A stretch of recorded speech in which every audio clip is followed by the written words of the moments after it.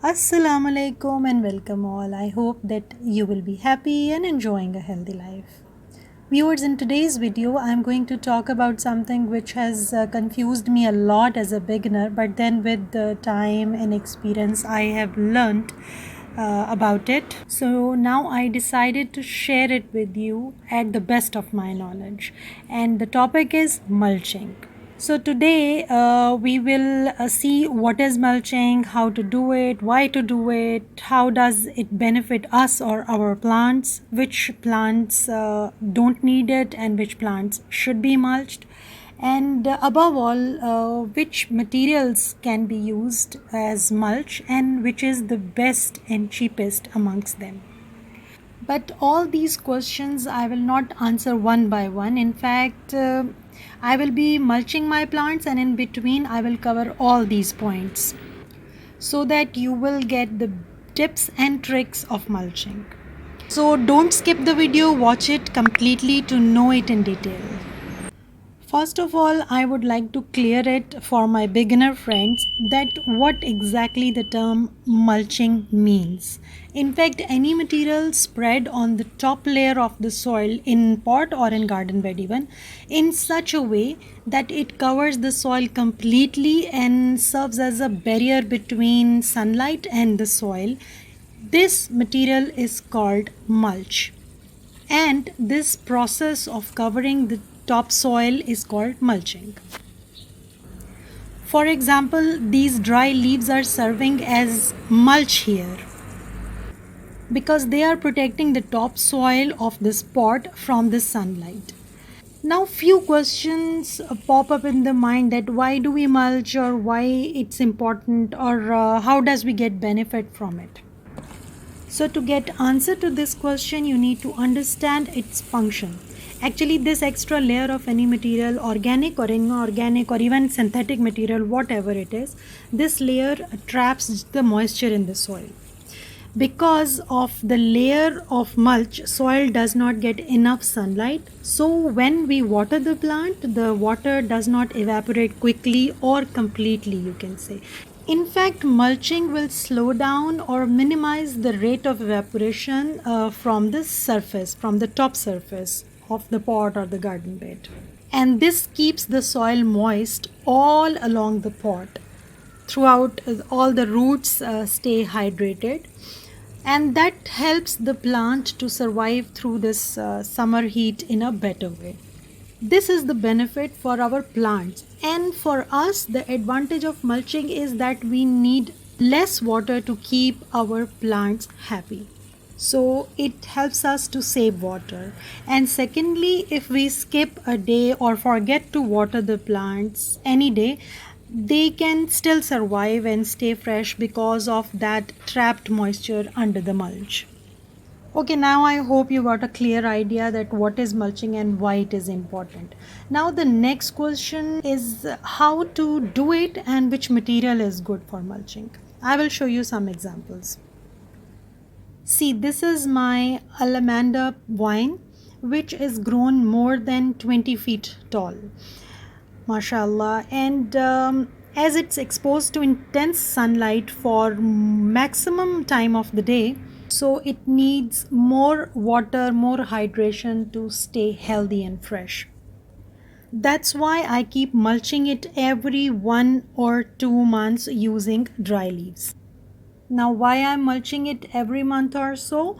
Because I'm using organic mulch. Here comes the point that which material is good for mulching. In fact, I would categorize these materials as into 2 to 3 types.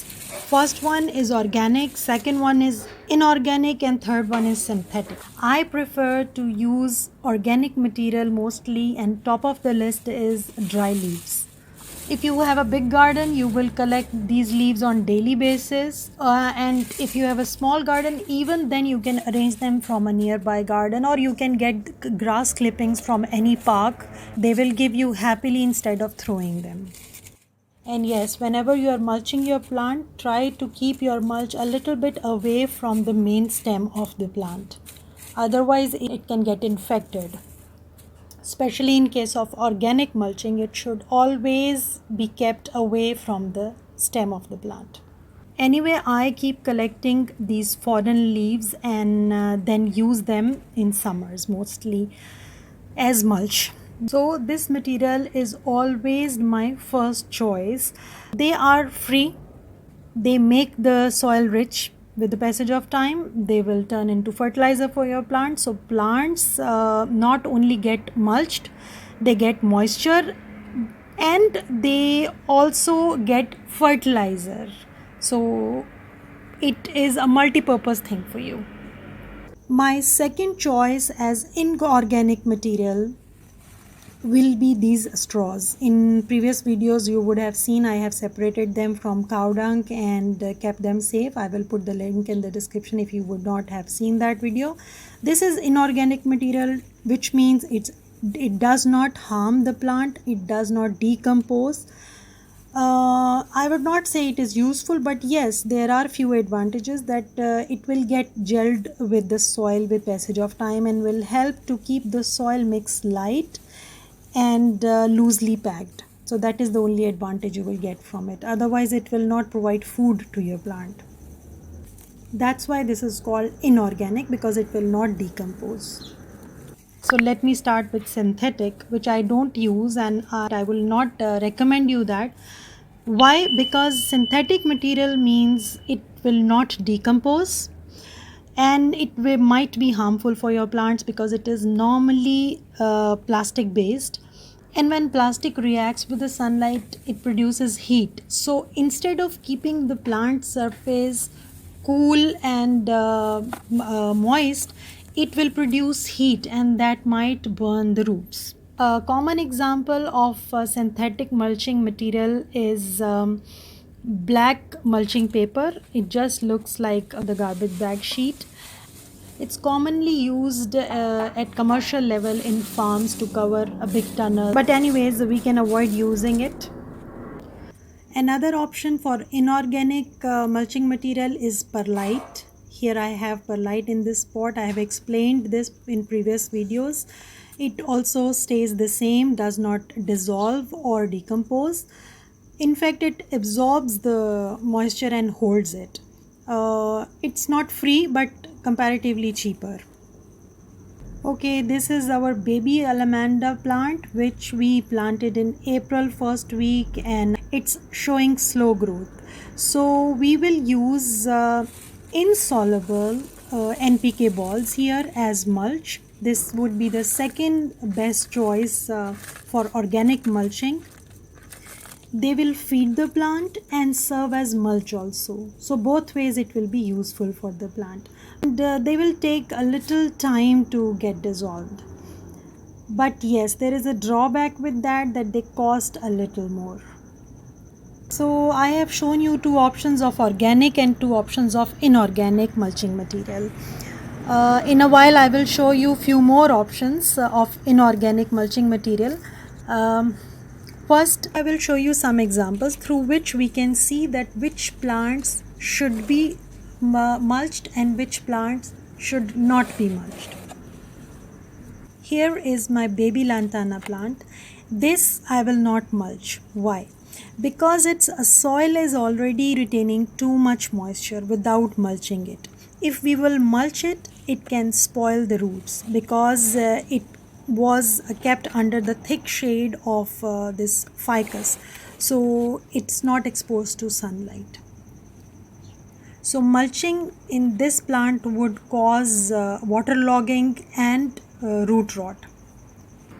This ficus even needs no mulching because it requires less water and already soil is moist and we want the water to evaporate from the soil and we want to keep it on drier side. That's why we should not mulch such type of plants which already retain water.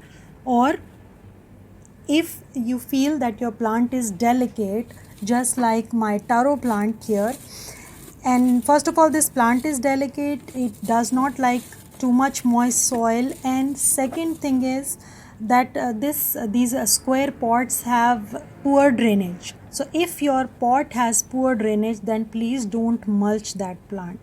It will damage the plant. And yes, one more point to be considered while mulching is the pot size and type. Like if you have plastic pots, they don't really need mulching unless it's too hot, the weather is too hot. But yes, if you are using clay pots, then definitely it should be mulched, because clay pot has pores in it and water evaporates not only through the soil surface but also through the pot pores.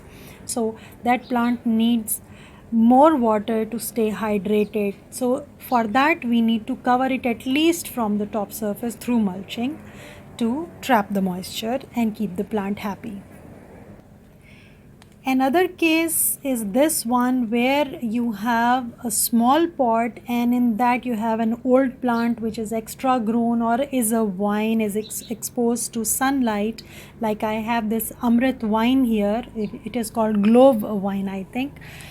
And this plant needs repotting, but now because of weather I don't want to repot it and get the roots exposed in this heat.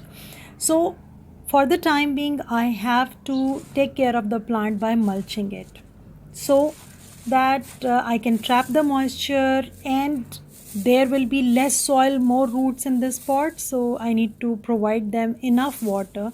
I will hold the moisture in this pot only through mulch, because I cannot water that twice or thrice in a day.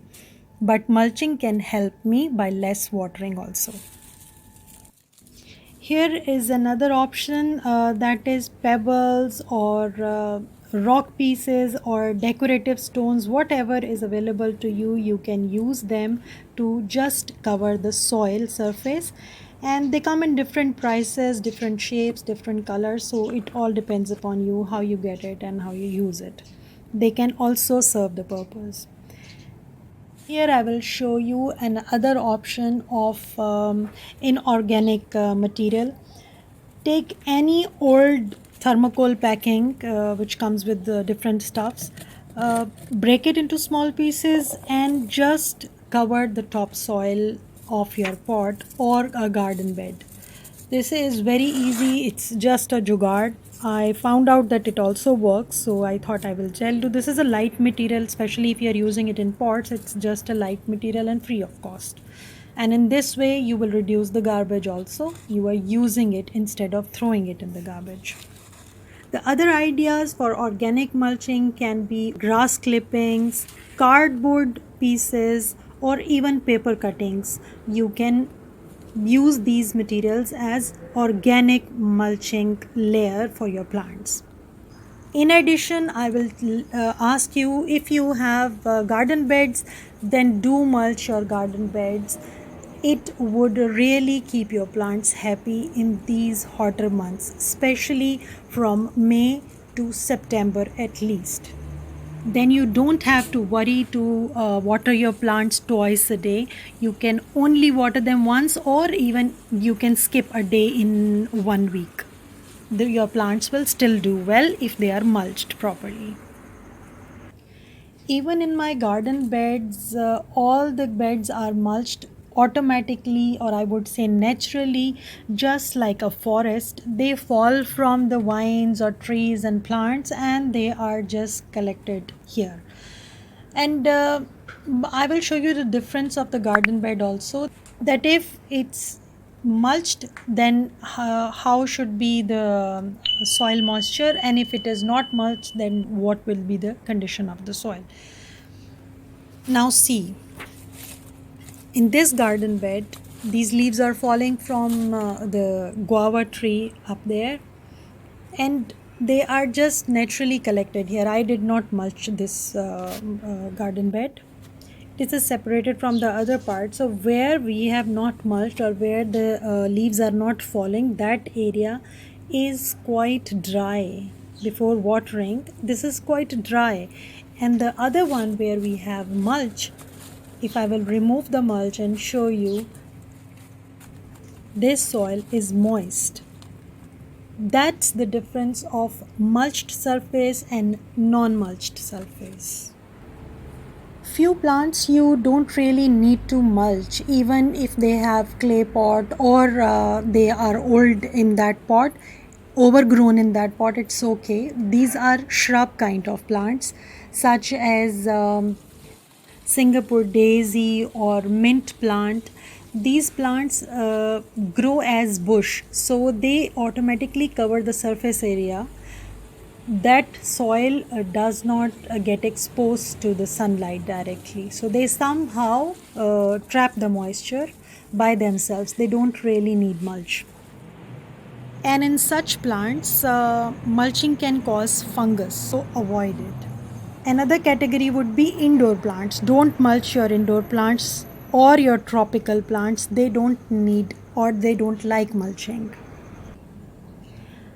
That's all for today. I hope you would have got a clear idea that what is mulching, how, when, and why to use it. And please try to use the best available organic material to mulch your plants. They would love it. Hope to see you with the next video. Till then, stay blessed, take care, and Allah Hafiz.